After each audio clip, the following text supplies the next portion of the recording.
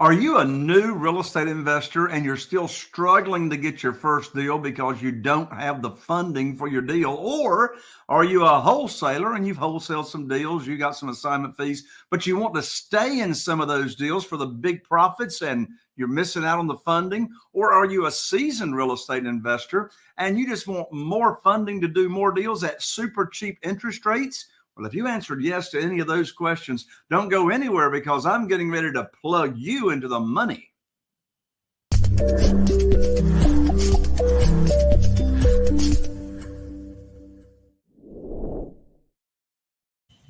Well, hello and welcome to another episode of the Private Money Academy podcast. I'm Jay Conner, your host of the show, also known as the Private Money Authority. And here on the podcast, we talk all things real estate, of course, always having an emphasis on making sure you got the money for your deals. But one thing we always do is we have amazing guests and experts join me here on the show. Today is no exception. I have a good friend that I've known for many, many years that is actually going to give you a free gift that I'm not going to tell you about yet. But anyway, before I introduce my guest, I have a free gift for you as well for just being here on the show. And that is, I want to give you a free copy of my brand new book, Where to Get the Money Now, subtitle, How and Where to Get Money for Your Real Estate Deals Without Relying on Traditional or Hard Money Lenders.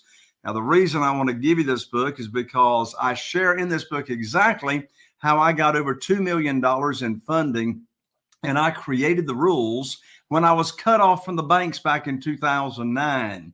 This shows you how to get private money from individuals, how to get plugged into it very, very quickly and not have to play by the bank's rules. This will set you free and get you all the money you need for your real estate deals. Just cover shipping and handling. You can get the book for free at www.jayconner.com/book, B-O-O-K. Again, you can get the book for free. Just cover shipping at www.jayconner.com/book, and we'll rush it right out to you.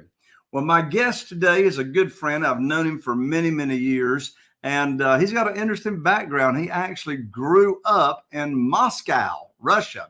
And at the young age of 12, he and his family immigrated over here to the United States and landed in Richmond, Virginia. Been there ever since.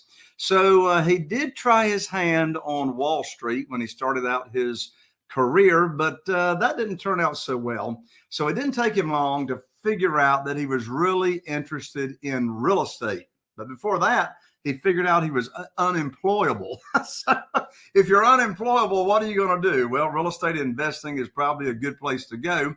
And that's what he did. And then he got really, really good at software development. And of course, he hasn't looked back since he did that. So my friend and guest business currently includes all kinds of real estate. And he's got a portfolio of rental properties. He does ground up residential construction. He's done development for multifamily projects. And he's also done developments for mixed use commercial properties as well. So he's got a very varied background. And he's also going to be giving you a great free gift that I'll let him tell you about. I know I've been using it for years and it's fantastic. Helps me in my rehab business. So with that, let's welcome to the show, Daniil Kleyman. Daniil, welcome to the show. Thanks for having me, Jay. Absolutely, man. I'm excited to have you. Great introduction. Well, good. Well, you know, when you got a great guest, it's pretty easy to do a great introduction. Well, thank you. I appreciate that. You and I have known each other for years and years and years. Let's start out by going all the way back to this side of Wall Street. What got you into real estate? The stuff that I used to do in finance was very theoretical. Some people really thrive on it and they like it. You know, I work with bonds. I work with a lot of things that existed kind of on paper and in a computer, and I never got satisfaction out of it. You could not really. It never felt like I was contributing anything. And then I, with a buddy of mine, bought my first rental, and I bought it passively. This was back in 2006. I still had a full-time job, but I had some extra capital. I wanted to invest. I was curious about real estate, and we bought this little rental in Richmond. And I came back to my hometown where this rental was for a week, and I got to witness him rehabbing that little house, and just improving that one little property. It already felt more tangible to me and more impactful on community and on the block and on the world, and a lot of the things I was doing on Wall Street, working with multi-billion-dollar deals at one point. So I kind of caught the real estate bug that way.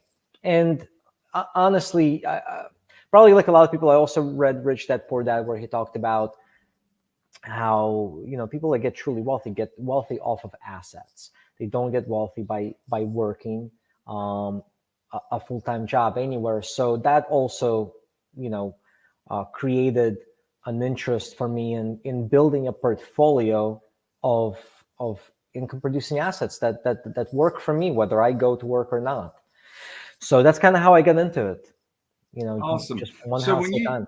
when you started out, what were some of your early struggles and challenges? When I got started, deals, the challenges that we're having now, most people are having inventory problems now. I really got started full time in 2008, and deals, that was not a problem. Inventory was not a problem. There was deals to be had everywhere. So my challenges were revolved more around capital, which I know you talk and you solve for people all day long. That's what you do. But I mean, legitimately for me, I left my full-time job. I was now unemployed. I didn't have income that I could show to banks. And for me to buy real estate, especially if I wanted to scale and if I wanted to buy rentals, capital was a big issue.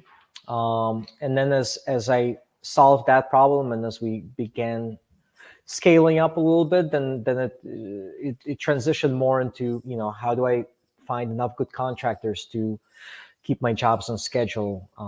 Now it's how do we deal with the rising construction costs and lack of contractors. But early on, it's the first issue was capital.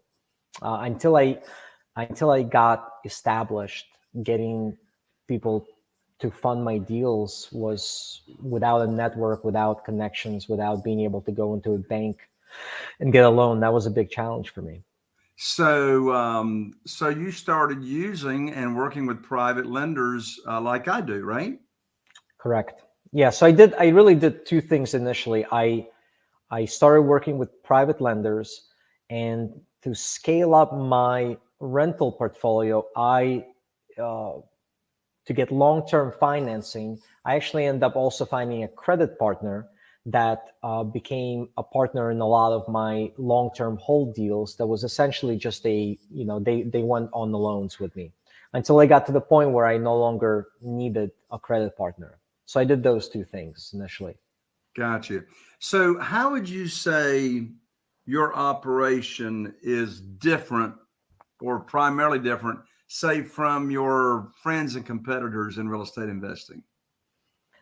I these days I focus a lot more on new construction, and that's really a niche. Now that certainly doesn't make me unique. There's plenty of other people that do new construction, but my focus is almost exclusively on ground up development.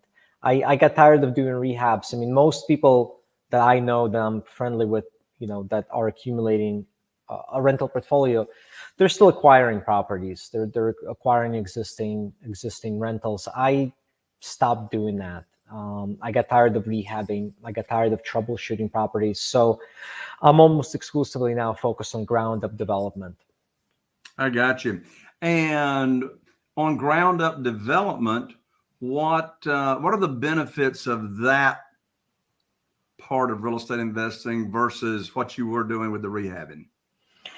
So I I like ground up development because it's predictable and it allows me to start from scratch. Most of my and I build houses to sell. I have a home building kind of single family arm of my company, but most of my focus is on building long-term assets. And when I am building from scratch, I can design the floor plans the right way. I can design the buildings the right way.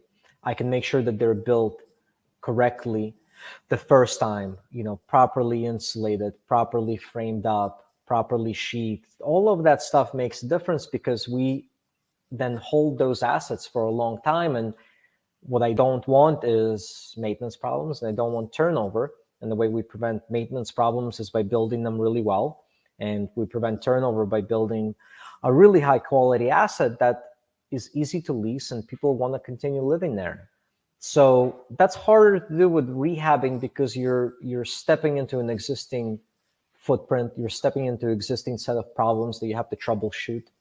I kind of got tired of that. I cut my teeth in this business for the first probably 7 years doing almost nothing but gut renovations. The entire housing stock where I operate is 100+ years old, which on one hand is rewarding because I got to restore a lot of old historic rundown properties. And if I showed you some of these before and after pictures, it's a tremendous transformation. But it's also a pain. I mean, you walk in and you're walking into a building that almost always has existing framing problems, termite damage, mold, and it's quicker for me to just start over and build from scratch. It's legitimately faster for me than doing gut renovations. Yeah, well, particularly on those old houses. But now, speaking of rehabbing, in my area, I still love rehabbing, and I've been using your rehab software for years. So how about let's go ahead and give everybody that free gift that you and I talked about before the show? Sure. Well, so if you just go to rehabvaluator.com, REHABVALUATR.com, there's a free version of the software that you can download, and it does. No, I'm sorry, you can't download. It's a cloud-based software, but it does deal analysis for you for wholesale deals, for rehab flips, for BRRRR deals, for ground-up development. It does full-scale deal analysis. You can model financing scenarios in there. You can model multiple exit strategies. And there's a limited marketing capability within that software as well. And there is a premium version that kind of unlocks a lot of the fundraising features and project management features. But if you go to the website, there's a free version. It's fully functional. And if you're doing any kind of real estate deals, it's a fantastic analysis tool to have in your tool belt. Yeah, and I want everybody to understand this software, even though it says Rehab Valuator, it just doesn't evaluate rehabs. It evaluates wholesale deals, all kinds of deals. So everybody, you're definitely want to pick up and check out at least the free version at www.rehab, rehabvaluator.com.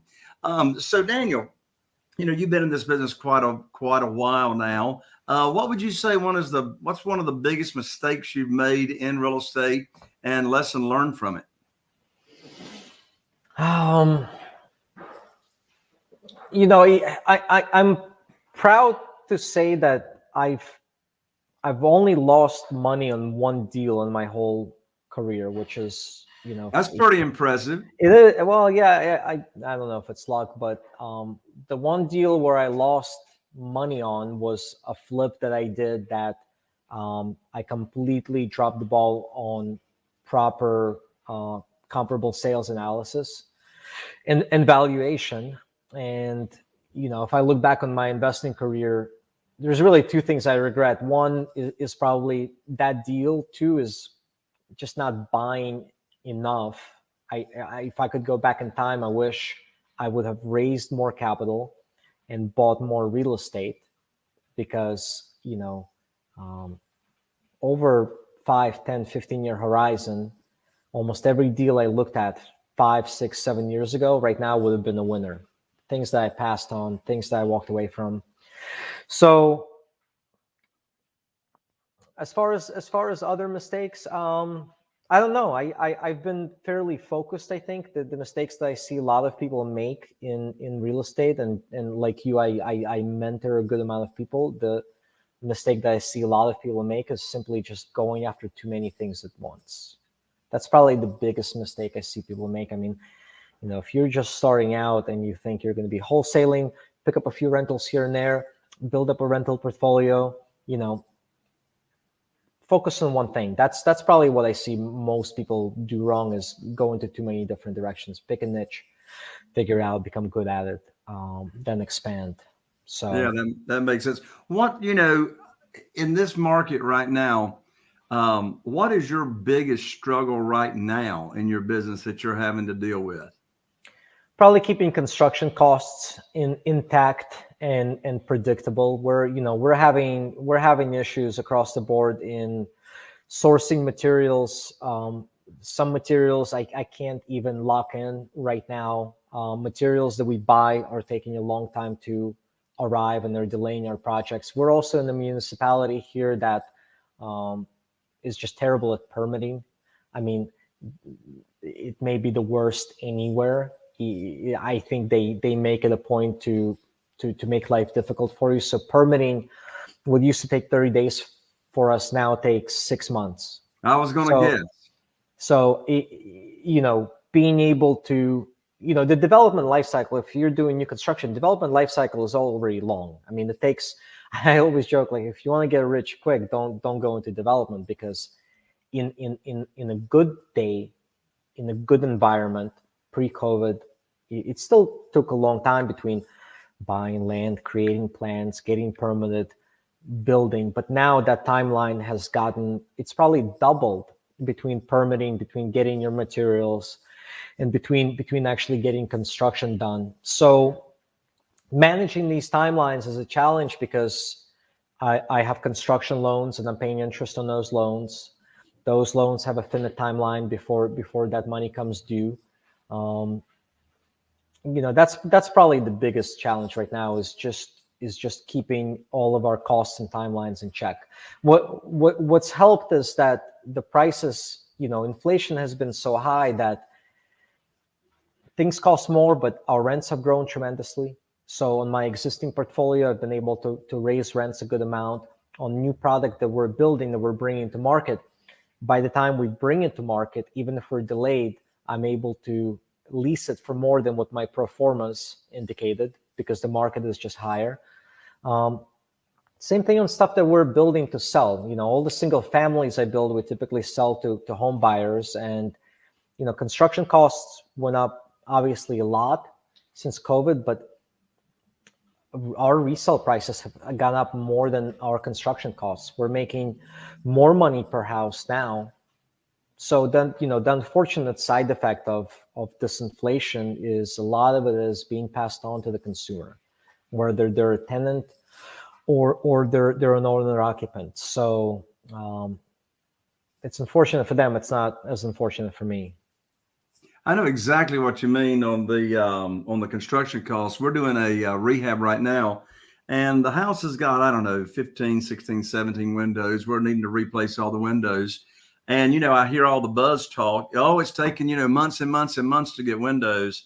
And so our normal supplier that we get windows from, it's crazy. I mean, it's like they quoted over $11,000 just last week for these windows.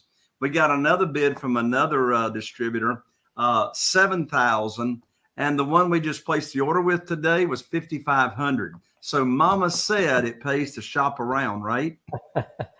Yeah, it certainly does, and it's probably more important than ever, because it's not just pricing, but supply. It's one supplier may be a little bit more expensive, but can get it when you need it, while the cheap supplier may have the best price, but it's going to take them 3 months to get you the windows.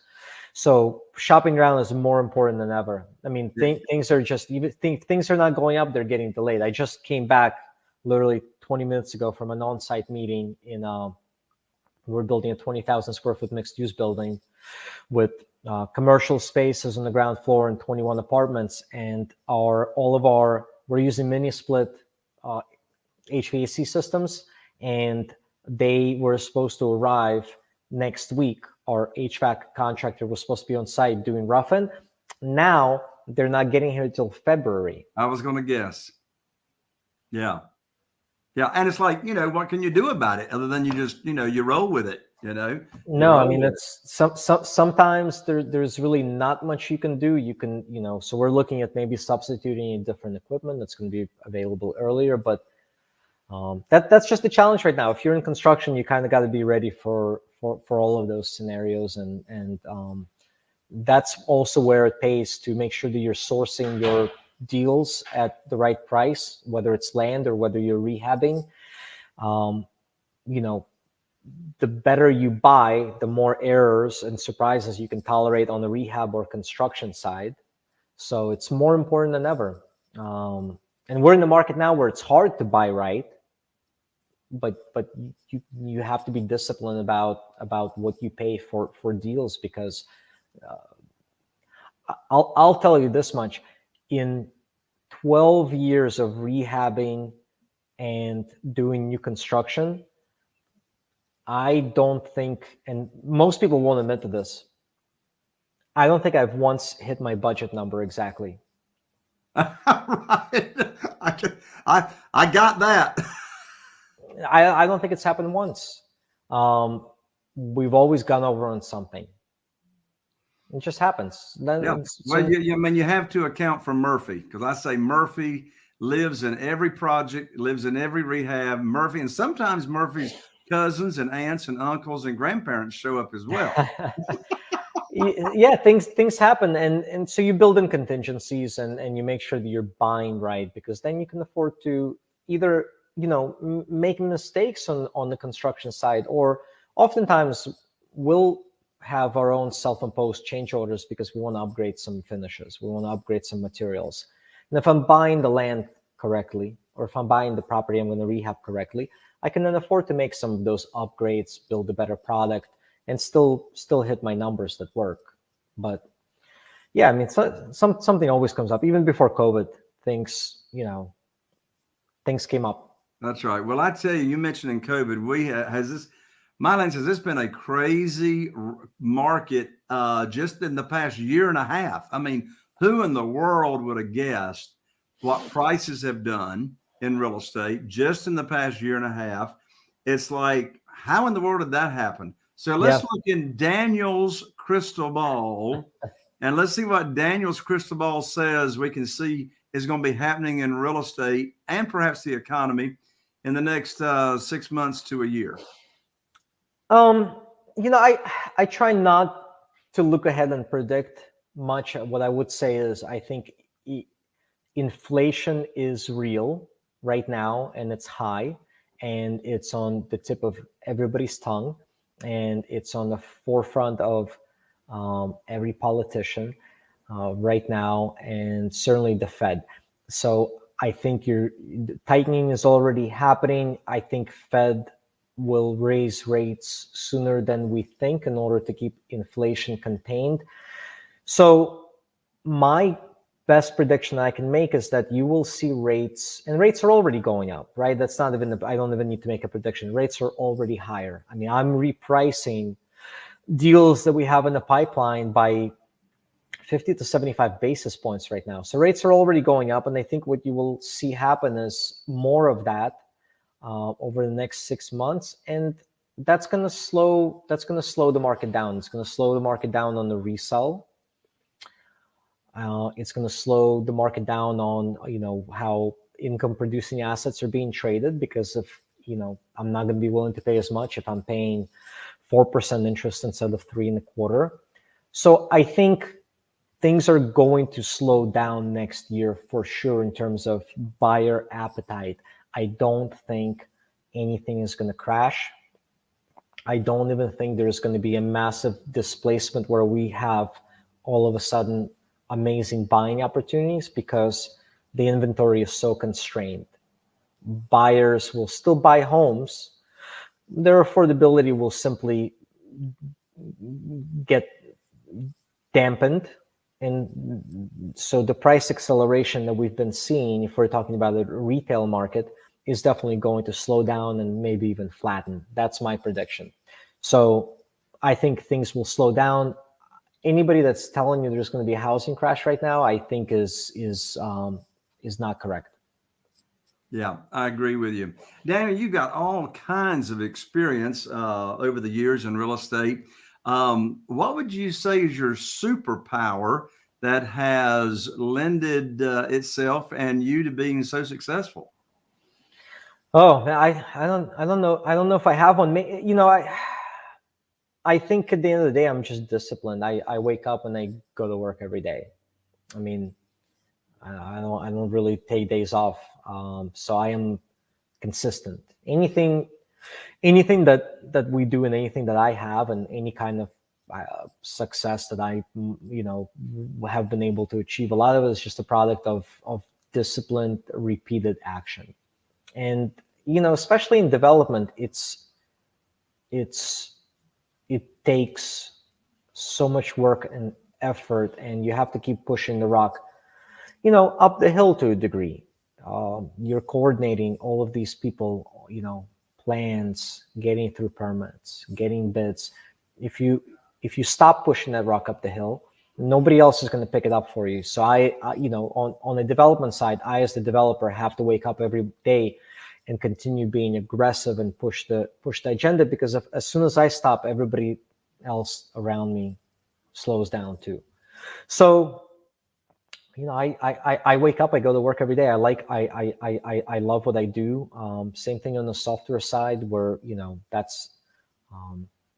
that started off as kind of I really just built it for myself, and it turned into a business with we serve tens of thousands of people right now, and we're very consistent in how we provide support, how we put out product upgrades, how we put out content education. And honestly, consistency is really the biggest thing.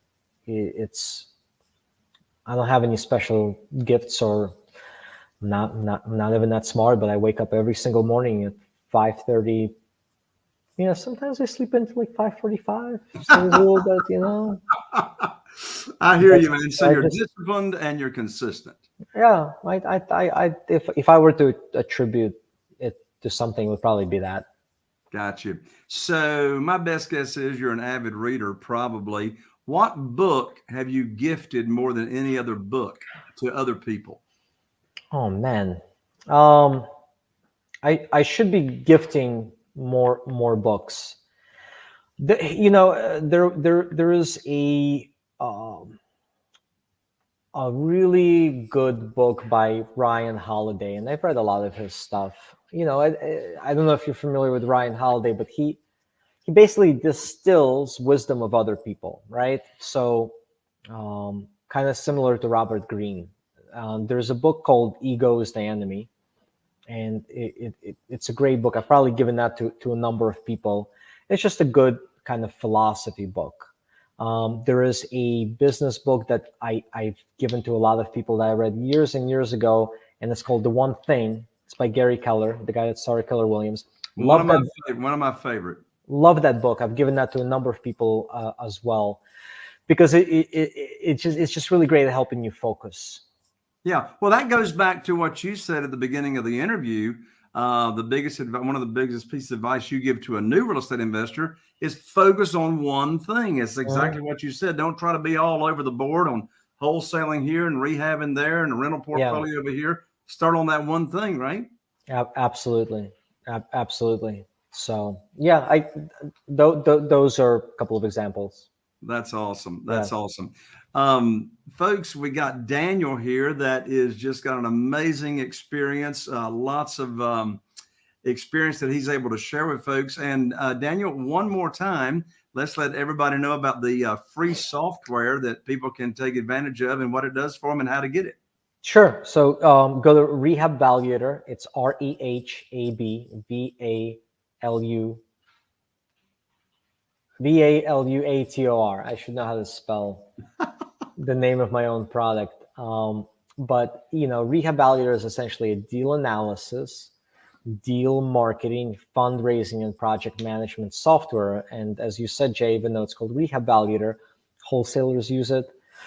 House flippers use it, brokers use it, ground up developers use it. I use it in my own business to figure out feasibility of multifamily construction projects. I actually just got out of a meeting yesterday with a couple of bankers where we were looking at the software to model a $21 million loan for a $27 million project that I'm doing. So I mean, so you can use the software for anything from single family to $100+ million projects, but it does deal analysis for you.